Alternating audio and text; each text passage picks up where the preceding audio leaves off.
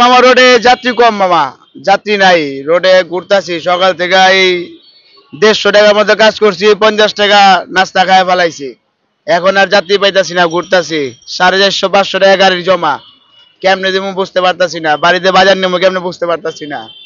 দেশে একটা আতঙ্ক বিরাজ করতেছে, কি লকডাউন মকডাউন শুনতেছি, সেই কারণে হয়তো পাবলিক কম বাড়িতেছে। না, বাইরে অমন তো কোনো পরিস্থিতি দেখতে পারতাছি না, কোনো গ্যাঞ্জাম গুঞ্জাম দেখতেছি না, সব দিকে ঠিকঠাক আছে। কিন্তু রোডে মানুষ কম, যাত্রী কম।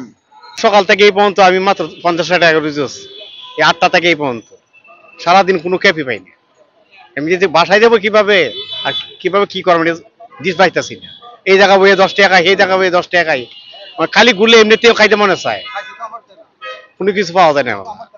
আজকে কোনো ভাড়া একবারে কম, রিক্সা ভাড়া জমা ওঠা নেই, কষ্ট, খাওয়া খরচ অনেক কষ্টই আজকে বেড়েছে। না, আতঙ্কের ভিতরে আছে আর কি, মানুষ সবাই আতঙ্কে আছে। কখন কি হয়ে যায়, কি ঘটনা ঘটে যায়, কোনো ঠিক নাই। আজকে তো ভাড়া তো নাই, খুব কম লোকজন নাই। লকডাউনের কারণে ভাড়া ভাড়া ভাড়া নাই। জমার গাড়ি চালায়, এখন ভাড়া জমাই তুলতে পারি না।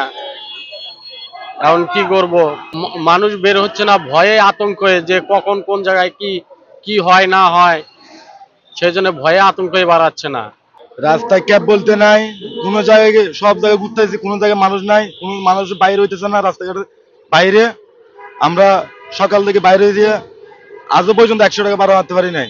রাস্তাঘাটে মানুষ বলতেই নাই, কোনো প্যাসেঞ্জার নাই, কোনো কিছু নাই, কেউ জিজ্ঞেসও করতেছে না।